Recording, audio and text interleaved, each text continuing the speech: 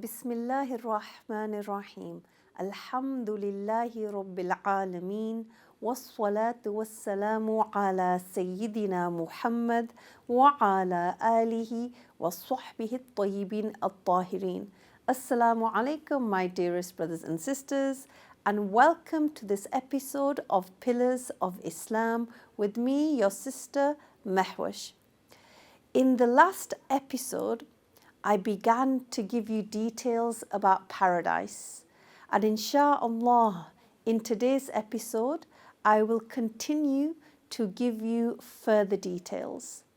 And as I mentioned, paradise is the place where the people who inhabit it do not experience any kind of negativity. No pain, no sadness, no illness, no getting old, getting tired, or even death. Every one of the people of paradise experiences enjoyments without an end. Paradise does not come to an end, and the enjoyments of paradise do not stop. I started talking about a hadith in the previous episode, and if you've missed that episode, then you can log on to the Iqra YouTube channel, and all the playlist is there under Pillars of Islam.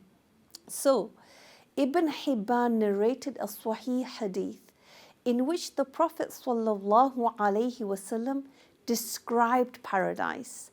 And the Prophet, may Allah raise his ranks, ﷺ, first said to his companions, Hal mushammirun lil jannah, فَإِنَّ الْجَنَّةَ لَا خَطْرَ لَهَا, which means, are you ready to put effort to get the great reward of paradise? Indeed, paradise does not have something similar to it. He, our beloved Prophet ﷺ, then said, Hiya wa Rabbil Ka'bati nurun yatala'la. I swear by the Lord of the Kaaba, it is full of sparkling lights. Now there are a lot of bright lights in paradise. Paradise does not need the light of the sun or the moon, and there's no night nor day in paradise, but there will be signs from which one can tell that time has passed. Hence, there is time in paradise, and people will take breaths, but these breaths will be one after another in a continuous way by the power, will, and creating of Allah. These breaths of the people of paradise will continue everlastingly, forever. Now, if a woman amongst the women of paradise exposed part of herself, just part of herself to this world, then the area between the east and the west would be lit up, subhanallah. So as you can see, paradise doesn't need a sun or a moon. The scholars mentioned that if the eyes of the people in paradise had the same strength as in this life, then they would have been blinded by the lights of paradise, because paradise is brighter than the sun. Therefore, the eyes of the people in paradise will be much stronger. Prophet Muhammad ﷺ then said, وَرَيْحَانَةٌ تَهْتَزُّ, and fragrant musk. So paradise not only looks and sounds beautiful, but it also smells very beautiful. He continued ﷺ to describe paradise and said, وَقَصْرٌ مَشِيدٌ, and paradise has tall castles. Now it was narrated in another hadith that a believer would have a palace made out of a single hollowed pearl that is 60 Islamic miles high and 60 Islamic miles wide, which means it would be bigger than the whole of London. Now, my dearest brothers and sisters, the richest person in the world does not even own 1% of London, whereas a person in paradise will have one palace which is bigger than the whole of that, And there are other buildings in paradise. Some of the buildings in paradise are built in a way that one brick is out of gold and the other one is out of silver. Imagine one brick out of gold and the other brick out of silver, and holding it together, holding these bricks together, is a moss with a fragrant smell. In another hadith, Prophet Muhammad sallallahu alaihi wasallam also mentioned high rooms that if you were outside them, then you could see inside. And if you are inside, then you can see what is outside. And on the ground, what would a person find in paradise? Not pebbles, but one will find pearls and rubies here and there. And the ground of paradise will be of a very soft yellow saffron.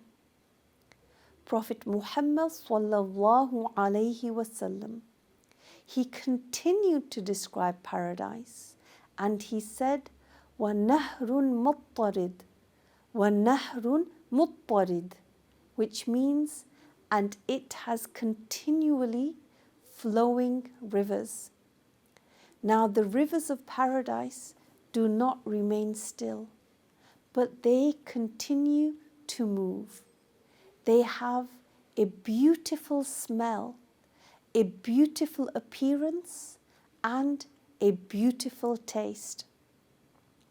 There are rivers of water, rivers of milk, rivers of wine, and rivers of honey. Now the wine is not like the wine in this world. It doesn't intoxicate a person. It doesn't make them go drunk. And neither does it cause headaches. And the rivers of pure honey are much more delicious than the honey of the bees in this life. Prophet Muhammad sallallahu alaihi wasallam then said, وَفَاكِهَةٌ كَثِيرَةٌ نَضِيجَةٌ, which means, and a lot of ripe fruits. There is a lot of greenery in paradise in a way that when one would look at it, they would feel happy and relaxed. And subhanAllah, I'm sure you all know, psychologists recommend people to go out for walks, to be around nature, because looking at these things makes a person feel relaxed, calm, and happy. In paradise, there will be a lot of greenery, and there will be no seasons for the different fruits. So whatever one desires, they would find it immediately. For example, when one would be sitting in paradise and they desire to eat a particular fruit, the tree will bend down towards them. This individual will take the fruit from that tree, and then the tree will return to its position, and Allah subhanahu wa ta'ala would create a new fruit in its place. Every tree in paradise has its trunk of gold, and if it moves, then a nice sound would come from it, a sound that people will enjoy listening to. Paradise is much greater than anything in this life. it is much nicer than we can imagine. Prophet Muhammad sallallahu alaihi wasallam then continued to describe paradise by saying, وَزَوْجَةٌ حَسْنَاءُ جَمِيلَةٌ, and beautiful, lovely wives. In paradise, there is no man nor woman who is not married. This is just as Imam Muslim narrated that Prophet Muhammad sallallahu alaihi wasallam said, "Ma fil jannati a'zab," which means that there is no one unmarried in paradise. The men of paradise will have more than one wife, and none of the wives will feel any jealousy or bitterness towards the other wife. In fact, there will never be any tension and bitterness between the husband and the wives. Their hearts will be like one heart. It was narrated that some women and some men were discussing which among the two genders, like the males and the females, will be more in paradise. Then they agreed to ask Abu Hurairah, the companion of the Prophet sallallahu alaihi wasallam. Abu Hurairah said that he heard the Prophet sallallahu alaihi wasallam say that every man will have at least 2 wives. So from this it is clear that of course that there will be more women than men in paradise. Al-Qadi Iyad, who lived around 900 years ago, said, from this it is apparent that there are more women than men amongst the humans. So, most of the people of paradise are women, and most of the people in hellfire are also women. Now, men will also have wives amongst a creation called Hurul Ain. Hurul Ain. Now, despite their beauty, if human female inhabitant of paradise will have a higher status than the Hurul Ain of paradise. And the people in paradise will not have children because they don't wish to have children. Prophet Muhammad sallallahu alaihi wasallam then said, Jamilatun wa hulalun, which means that there are a lot of beautiful clothes in paradise. It is narrated in another hadith by Al-Bukhari that there is a large tree in paradise called Tuba. Now, the shade of this tree is so big that if a horse rider rode a horse for 100 years, he would not get out from under its shade. So subhanAllah, you can look at that. It makes you think, how big is this tree if its shade is so big that if a horse rider, and you know how fast a horse can go, if a horse rider rode its horse for 100 years, he would not get out from under its shade. Now this tree produces clothes for the people of paradise, subhanallah. A tree that produces clothes. And these clothes are made from silk and other beautiful materials. In this life, trees give fruits. And in paradise, there is a tree that produces clothes. And yes, paradise is amazing and much greater than anything in this life. Prophet Muhammad sallallahu alaihi wasallam continued to say, "Fi maqamin abadan fi habratin wa nadrah," in an everlasting abode, that is everlastingly delightful, and the faces of its inhabitants are beautifully radiant, without any signs of sadness or worries. People in paradise stay in its enjoyment forever without an end, without ever getting tired or bored. People will always be happy without anything disturbing this happiness. Prophet Muhammad sallallahu alaihi wasallam said, وَالنَّضْرَةُ, which means that the faces of the people of paradise will be nice and beautiful, with no traces of sadness on them. Subhanallah, when someone is sad or depressed, you can see it on their face. You can see it. But there will be no trace of sadness upon the faces of the people in paradise.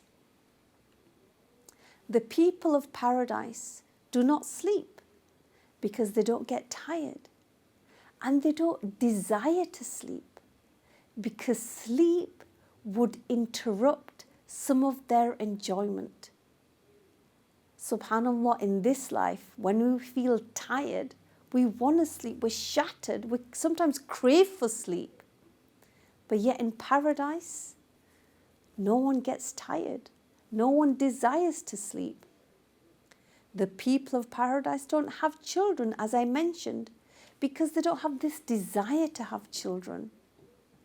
The people of paradise praise and glorify Allah. They recite the Quran whilst they are in paradise.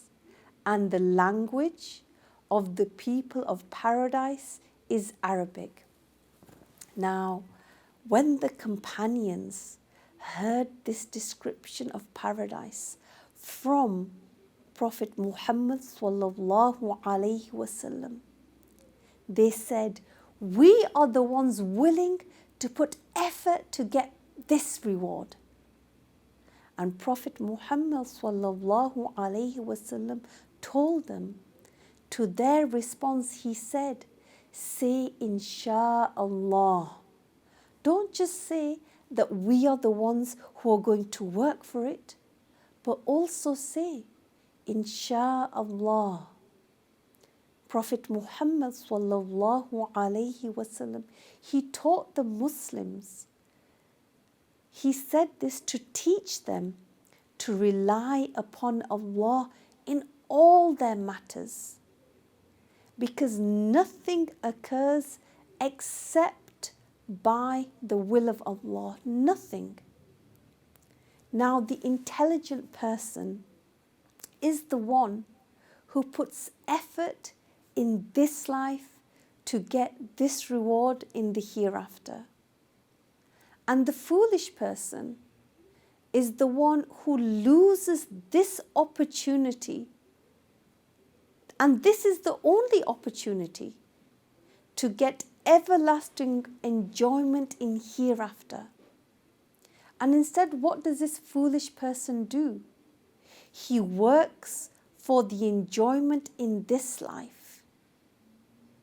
And we all know that the enjoyment in this life is short. It's interrupted. It's accompanied with a lot of hardship, sadness, and even boredom. All the enjoyments in this life, my dearest brothers and sisters, all the enjoyments in this world, compared to the enjoyment of the hereafter, is truly something very small. It's like a person who put his finger in an ocean, and then he took his finger out. And if he looks at the small amount of water on his finger compared to what is in the ocean, it would be very small. So if someone puts their finger, dips it into the ocean and takes it out, And then they have a look at the water that's on the tip of their finger. This water, if you were to compare it to the water of the oceans, it's tiny. It's so insignificant. This, my dearest brothers and sisters, is the enjoyment of this world compared to the enjoyment in the hereafter. The clever person does not lose the hereafter, which is coming closer, just to be a winner in this life, which is coming to an end. In one hadith, the Prophet ﷺ mentioned that if a whip was thrown on the floor, it obviously covers a small surface, and this small surface in paradise is better than this whole world and what is in it. Subhanallah. There's a lot for us to reflect upon, a lot. It was mentioned in a Sahih hadith narrated by Al-Bayhaqi and others that Allah Ta'ala ordered paradise to speak. And guess what it said? It said, قَدْ أَفْلَحَ الْمُؤْمِنُونَ. It said, the pious believers are successful. May Allah make us among these pious believers, those who learn the religious knowledge and implement it. Of paradise would be happy with what Allah endows upon him. The Messenger of Allah sallallahu alaihi wasallam was as-sadiq, the truthful, and al-masduq, the one to whom the truth is told. In other words, he received the honorable revelation without any lies or defects. Prophet Muhammad sallallahu alaihi wasallam, he informed us that the last person to enter paradise would have 10 times more than this world and what is in it. The last person will have more than this world and what is in it, 10 times more. What are we doing? What are we chasing? The dunya or paradise? I hope you can join me in the next episode of Pillars of Islam with me, Dr. Mahwash Qureshi. Assalamu alaikum wa rahmatullahi wa barakatuh.